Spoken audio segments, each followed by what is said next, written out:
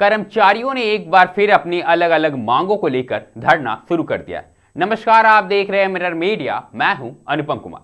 ECL Mugma area अंतर्गत GCPL में ऑपरेटरों और कर्मियों ने अपनी 8 सूत्री मांगों को लेकर कार्य बहिष्कार करने का ऐलान किया है। दरअसल आंदोलनरत कर्मचारियों का कहना है कि उन्हें जीसीपीएल में समायोजित किया जाए, एचपीसी दर पर वेतन भुगतान सुनिश्चित हो तथा सभी मूलभूत श्रमिक सुविधाएं उपलब्ध करा जाए। कर्मचारियों ने प्रबंधन पर तानाशाही रवैये का आरोप लगाते हुए जोरदार नारेबाजी की। उनका कहना है कि उन्हें बार बार अलग अलग कंपनियों के माध्यम से काम कराया जा रहा है, जिससे नौकरी की स्थिरता और अधिकार प्रभावित हो रहे। कर्मचारियों ने यह भी बताया कि पूर्व में आंदोलन के दौरान प्रबंधन ने 181 कर्मियों को बहाल करने का आश्वासन दिया था, लेकिन पंप बंद होने के बाद 19 कर्मचारियों को सेवा से बाहर कर दिया गया। आंदोलनकारियों ने पीएफ खाते में हुई त्रुटियों के त्वरित सुधार, ऑफर लेटर जारी करने और अन्य लंबित मांगों के समाधान की मांग की है। कर्मचारियों ने स्पष्ट किया है कि मांगे पूरी होने तक कामकाज बहाल नहीं किया जाएगा।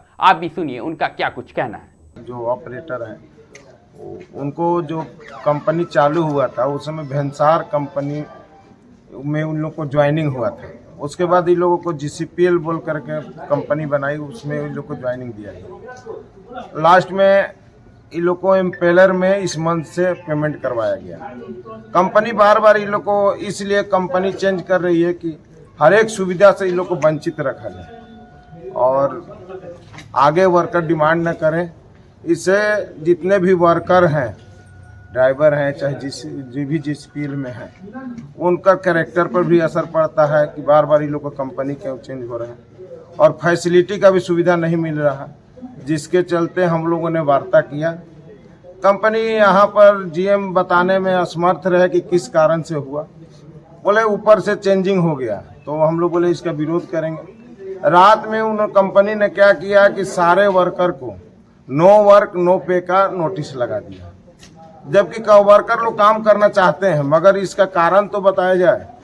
तो इसी को लेकर के हम लोगों ने कंपनी को बंद किया। तो जब तक इसका अस्थायी निर्णय नहीं होता है, समाधान नहीं होता है, तब तक हम लोग इसको बंद रखें। का जो टेंडर है भेंसार कंस्ट्रक्शन कंपनी लिमिटेड के नाम पे है, मतलब वो एक लिमिटेड कंपनी है।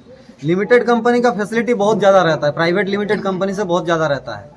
यहाँ आने के बाद कंपनी जीसीपीएल कर दी है अपना नाम, गोपीनाथपुर कोलियरी प्राइवेट लिमिटेड, मतलब लिमिटेड कंपनी से यहाँ आके प्राइवेट लिमिटेड हो गया। पहले हम लोग का जितने भी ऑपरेटर्स है सबका ज्वाइनिंग भेंसार में हुआ था। भेंसार में होने के बाद सबको जीसीपीएल में कर दिया गया।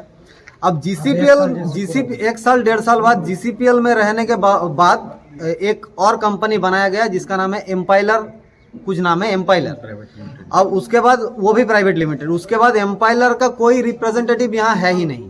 हम अगर मालिक भी नहीं है। किसी को अगर छुट्टी के बारे में ईएल सीएल हम लोग का बहुत दिया है, ईएल और सीएल ये सब दिया है कंपनी, तो कोई ईएल या सीएल के बारे में कोई अगर छुट्टी भी चाहिए होता है तो एम्पाइलर का एक ही स्टाफ था, वो भी यहाँ से चला गया है। अब हम लोग का अगर कुछ अगर छुट्टी का भी जरूरत है, एक छोटी सी चीज, अगर मान लीजिए एम्पाइलर में रहते हुए अगर किसी का कुछ हो जाता है तो कोई जवाबदेही यहाँ पर नहीं है। जीसीपीएल का अलग स्टाफ है, हम लोग को उसके बाद एम्पाइलर में कर दिया गया। हम लोग का डिमांड यही है, जितने भी सारे फैसिलिटीज है उससे वंचित करने के लिए हम लोग को एम्पाइलर में किया गया। हम लोग का पीएफ भी एम्पाइलर के तरफ से कटा गया। उसके लिए हम लोग ये मांग रखे हैं कि पुनः हम लोग को जीसीपीएल में किया जाए। अगर एम्पाइलर में करती है तो कंपनी का हेड जो एमडी है वो हम लोग को लिखित दे, और यहाँ पर हाई पावर कमेटी भी हम लोग का नहीं दिया जाता। एम्पाइलर भी नहीं चाहिए, हम लोग को एम्पाइलर नहीं चाहिए। हम लोग का इसका एक ही बार में पूरा समाधान चाहिए और एक ही बार में हम लोग समाधान करेंगे, उसके बाद ही कुछ फैसला यहाँ पर होता है। कंपनी का कोई अधिकारी सो के उठता है, सुबह मैसेज लिख देता है कि नो वर्क नो पे।